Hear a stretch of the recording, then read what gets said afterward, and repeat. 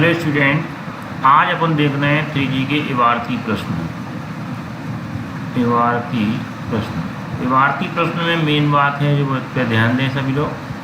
प्रश्न को पढ़ते समय अपन को इतनी बार पढ़ना है कि पूरा क्वेश्चन आपके दिमाग में आ जाए, क्योंकि अगर प्रश्न की इबारत समझ में नहीं आती है तो फिर आपको कोई भी क्वेश्चन समझ में नहीं आएगा। इसलिए आप ध्यान दें, आगे क्वेश्चन पे 3G एक्सरसाइज को ध्यान देंगे। ठीक है, 3G एक्सरसाइज में है निम्नलिखित कथन को समीकरण द्वारा अभिव्यक्त कीजिए। केवल समीकरण बनाना है, तो ध्यान दें सभी लोग कैसे समीकरण बनाते हैं। क्वेश्चन नंबर 1 है, ठीक है, एक पिता की आयु उसके पुत्र की आयु से 4 गुनी है। एक पिता है और पुत्र है, तो मान लो पिता और पुत्र माना। पिता की आयु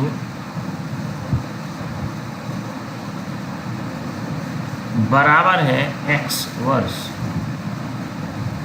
और पुत्र की आयु बराबर है y वर्ष। ठीक है भाई, तो शर्त नंबर 1 क्या कह रही है वो सुनो। शर्त नंबर 1 में है पिता की आयु पुत्र की आयु से जिससे जिसका जिसकी जिसमें उसमें वही कर दो जिसमें कहा गया है 4 गुनी। क्या कहा? 4 गुनी। तो शर्त नंबर फर्स्ट क्या है, देखो, पिता की आयु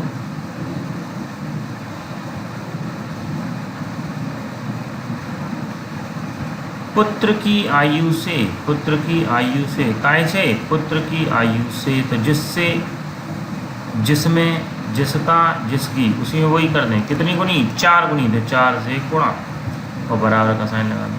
तो पिता की आयु x थी, तो x बराबर दिया गया 4y, या x माइनस 4y बराबर 0। ये आ गई समीकरण नंबर कौन सी? 1। 7 वर्ष पश्चात, अब देखो 7 वर्ष बाद की बात है, तो 7, शर्त नंबर 2 आ गई। शर्त नंबर 2, 7 वर्ष बाद। अब बताओ 7 वर्ष बाद पिताजी उतने ही के रहेंगे क्या? नहीं रहेंगे, बढ़ जाएंगे। ऐसे ही पुत्र की आयु बढ़ जाएगी। तो 7 वर्ष बाद पिता पुत्र दोनों की आयु निकाल लें। पिता की आयु बराबर हो जाएगी x + 7। बाद या पश्चात हो तो प्लस हो जाएगी, पूर्व या पहले हो तो माइनस। इसी प्रकार पुत्र की आयु देखो, पुत्र की आयु होगी y + 7। अब कंडीशन जो है वो ध्यान से सुनो। 7 वर्ष बाद की कंडीशन क्या है? पिता की आयु पुत्र की आयु की 2.5 गुनी हो जाएगी। पिता की आयु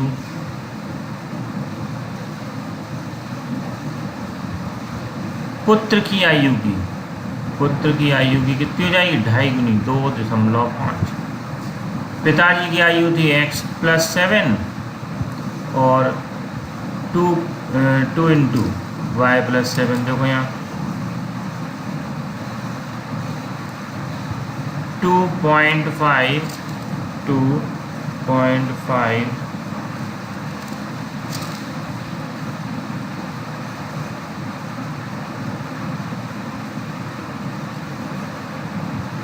2.5 हाइलाइटर्स आ गए थे, एक मिनट यहाँ देखें।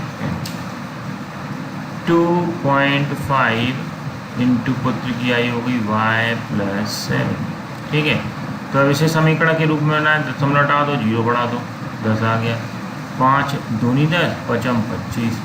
कैंची गुणा कर दो, 2 का इसमें गुणा करो तो 2x + 14 बराबर कितना? 5 का गुणा करोगे तो 5 से कम 5y और प्लस का 5 7 35।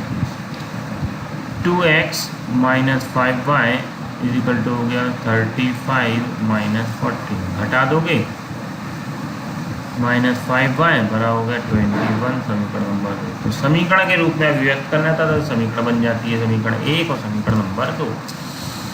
ठीक है भाई, आगे देखो, अगर मान लो इनकी आयु निकालना होती तो समीकरण 1 और 2 को हल करके विलोपन विधि से सरल कर लेते हैं। क्वेश्चन नंबर 2 क्या है वो देखो ध्यान से। क्वेश्चन नंबर 2 देखो, आप सभी एक प्रकार के हैं, इन पे ध्यान दें। क्वेश्चन नंबर 2 पे किसी भिन्न के अंश और हर प्रत्येक में एक जोड़ दिया जाए। तो भिन्न संख्या में क्या होता है जानते हो, अंश होता है और हर होता है। तो अंश और हर में एक जोड़ दिया जाए तो भिन्न का मान 5/6 हो जाता है। परंतु यदि अंश और हर में प्रत्येक में एक घटा दें तो भिन्न का मान 4/5 हो जाता है। ये ऊपर समीकरण बनाइए, इसमें भी समीकरण बनाना है। तो भिन्न में दो चीज़ें थी, अंश और हर। तो मान लो माना अंश बराबर है x और हर बराबर है y। तो बताओ भिन्न संख्या क्या हो जाएगी, भिन्न हो जाएगी x/y, अंश बटे हर। शर्त नंबर 1, अब जैसा जैसा कहेंगे वैसा वैसा करते हैं। ये थी देखो भिन्न संख्या। अब वो कह रहा है यदि भिन्न के अंश और हर प्रत्येक में एक जोड़ दिया जाए तो देखो अंश में भी एक जोड़ दिया और हर में भी एक जोड़ दिया। तो भिन्न का मान कितना हो जाता है, 5/6। तो ये हो गया 5/6। कैंची गुणा कर दो, 6 कम 6 6x प्लस का 6 बराबर हो गया 5y प्लस का 5। ठीक है, एक्स वाई एक तरफ कर लो, बाकी सब एक तरफ कर लो। देखो यहाँ पर एक्स वाई हो गया एक तरफ 6x माइनस 5y बराबर हो गया 5 minus 6x minus 5y is equal to होगा -1। Equation number first. ऐसे अब शर्त नंबर अगर 2 में आओगे तो शर्त नंबर 2 में क्या है, देखो यदि किसी भिन्न, फिर देखो भिन्न संख्या अंश ऊपर हर नीचे, अंश और हर के प्रत्येक में एक घटा दिया, अंश और हर प्रत्येक में से एक घटा दिया जाए, एक घटा दिया एक घटा दिया, तो भिन्न का मान 4/5 हो जाता है। जो हो गया 4/5। कैंची गुणा कर दो, कैंची गुणा करोगे तो आएगा 5x माइनस 5 बराबर होगा 4y माइनस 4। 4 इधर लाओगे तो 5x माइनस का 4y इजिकल टू होगा 5 माइनस का उठा के इधर लाओ तो प्लस का, घटा दो 5x माइनस 4y बराबर हो गया 1। समीकरण नंबर 2। अब इन दोनों भिन्नों को हल कर, समीकरणों को हल करके अंश और हर का मान निकालेंगे। भिन्न संख्या निकालना हो तो यहाँ पर कर देंगे, x का मान जो भी आए, y का मान जो भी आए इसे। ठीक है भाई। तो आपके होमवर्क में आप क्वेश्चन नंबर